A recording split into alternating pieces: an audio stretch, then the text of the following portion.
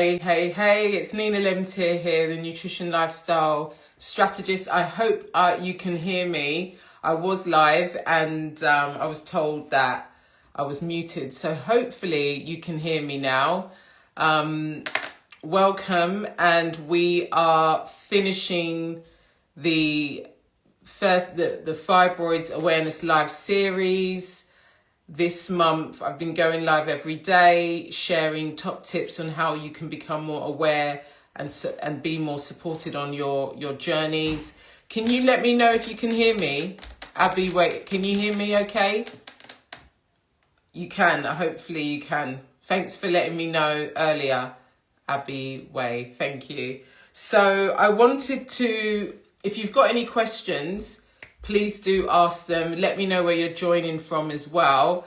I wanted to just talk about why fibroids are rising and why it's so prevalent. And it's just, it really is quite heartbreaking how destructive they can be. I was speaking to a lady today she's probably in her late 30s. She's already had 2 myomectomies and it's no longer safe to have any more. She still wants to have children. The fibroids have grown back and she's only been offered a hysterectomy, which is heartbreaking. And this is the reality for so many women because they don't realize the magnitude and the impact that the myomectomy procedure is going to have on their uterus and their future ability to have children naturally.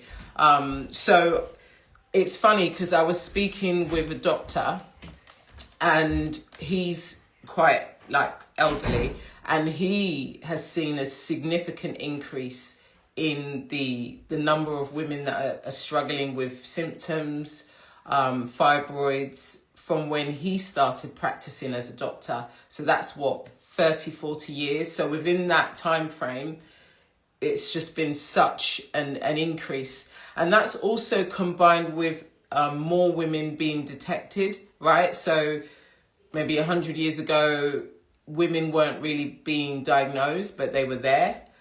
So adding that to these variables. So we're just going to go over those factors. So one of them is women having children later in their, great, Sophia. I'm glad it's working now. So women are having children later in life, typically. So, late 30s, early 40s is quite a common age to start having children. And pregnancy itself, from what the research shows, actually helps with managing fibroids and they tend to not be in growth mode, apparently. So pregnancy helps and women aren't getting pregnant or, having full term pregnancies earlier. So this is one of the factors. And then rising obesity is a factor that's been picked up as well. So rising obesity rates is impacting the impact fibroids are having on women's lives now. And of course, slim women that are not obese can get fibroids, but this is just based on, larger pools of data. And then the environmental hormonal exposures. So this added hormonal exposure through plastics, through there's just so much. The body's basically just getting bombarded. And there's this accumulation, right, that's happening. And I think with people and women are living more sedentary lifestyles, right? So not moving as much. And there's just so much stagnation in the bodies. So this is just adding fuel, right, to the fire. So what can we do? What can you do? First of all, look at your medical approach with a wider view. Have an understanding, for example, if you're going to have the embolization, for example, that course of treatment, get prepared before the treatment and follow a course of steps afterwards so that you can maximize the impact of the medical intervention. Because the truth is, if the research is showing that our lifestyles and the environmental external factors are contributing, then just focusing on surgical intervention or strong medication intervention, just focusing on that isn't enough. It's not enough, because what the research is showing is that there are other variables that are actually adding fuel to the fire. So we have to have a wider view in regards to how we're approaching the navigating the fibroids and womb conditions. So I think that's so important. Raphael, you're asking, can a woman with fibroids get pregnant and have a safe pregnancy? Absolutely. Women with fibroids are getting pregnant and having safe pregnancies all the time. The research actually shows, if you want that research, I can send it to you because I just done a training about it. So the research shows that the myomectomy intervention itself, when the fibroids are submucosal, it's more of just the fact that the mass is there. So the doctor or the consultant would just prefer the mass to be out of the way. But it actually, what the research shows is the myomectomy can cause more complications that don't necessarily improve the outcome, right? So this is what the research has showed. And most women can have the fibroids there and have the pregnancy and have a safe pregnancy. Like there's a significant data that indicates that. So what does that show? It shows that we can help ourselves a lot if you're diagnosed with fibroids, and you can get more guidance on where the fibroids are and then maybe tackle it in a different way. It doesn't necessarily have to be a myomectomy straight off. You know, you can address it diet, holistically, and obviously go through a process of trying to conceive, etc., and just kind of covering those other variables. And then if you can see that, okay, nothing's happening, then you escalate it. So to answer your question, absolutely yes. And I'm one of those women. So I conceived with fibroids and they were shrinking for 5-6 years. Then I had my second, still shrinking. And then obviously I've been on this journey even before I started conceiving. So that's why I advocate a lot for women to have a plan before you even conceive. Get your body in a nice rhythm before you conceive, so that any supplements you're taking, any routines you're in, you can comfortably continue when you're pregnant, right? Because the rule of, you don't want to introduce new things once you're pregnant. But if you're already taking various supplements and you're already in a good routine, you can comfortably, continue with that, obviously with guidance from your healthcare providers. So, yes. What's the best choice for a 50-year-old woman with fibroids?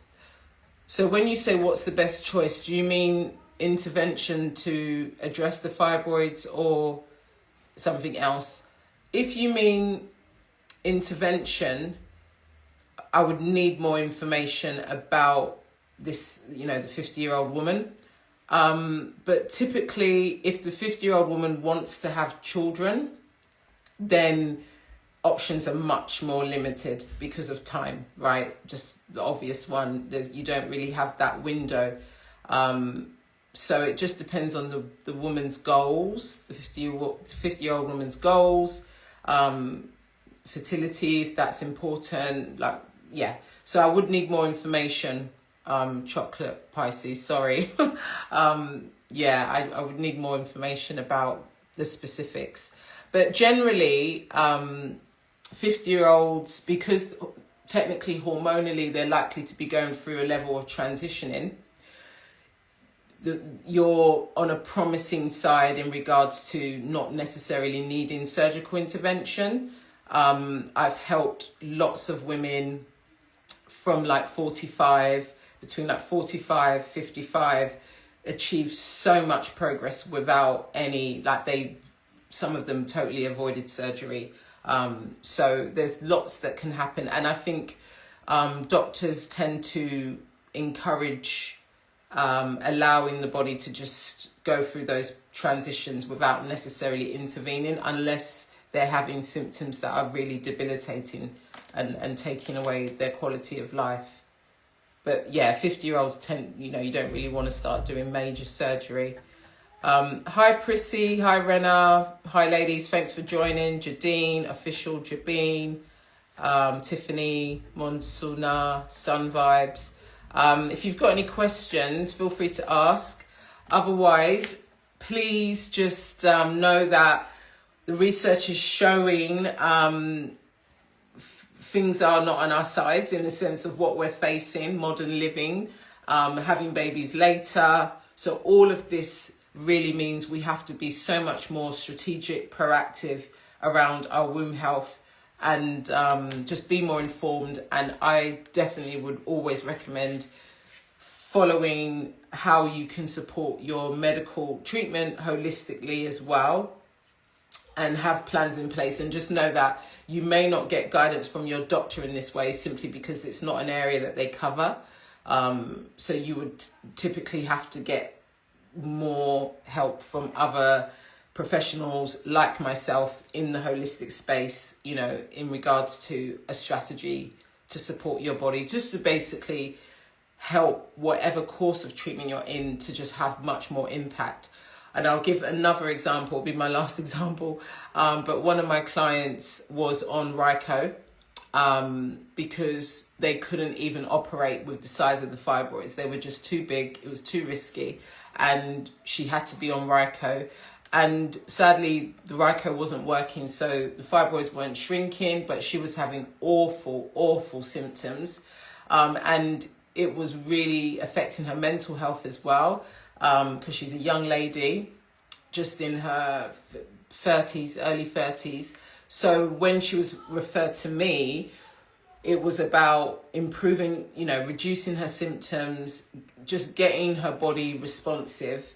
And would you believe, as she progressed through her program, not only did the fibroids start shrinking, but her mood improved, the symptoms totally went.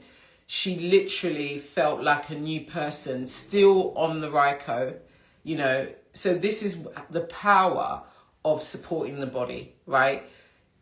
I'm not going to tell her to come off the Ryco because I'm not here to intervene with a course of treatment. However, now she's in a place of having more options. She's in a better place with her mood, with her confidence, with her body, with how things are going. And she's going to have more options at every assessment now.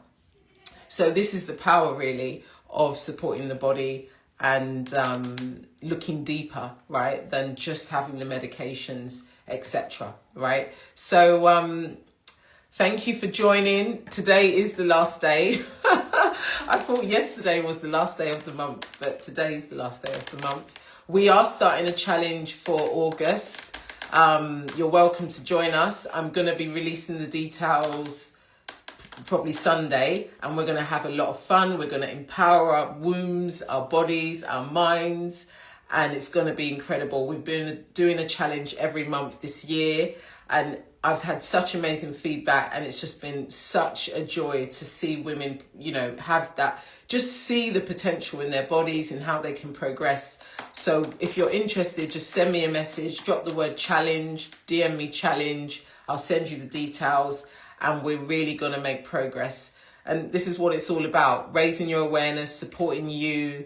And you won't see me every day in August because I'm sure I've been a bit annoying coming up every day, but I'll probably come once a week and do a live because I have had quite a few women say it's been helpful, the lives. So thank you, ladies, and have a lovely weekend.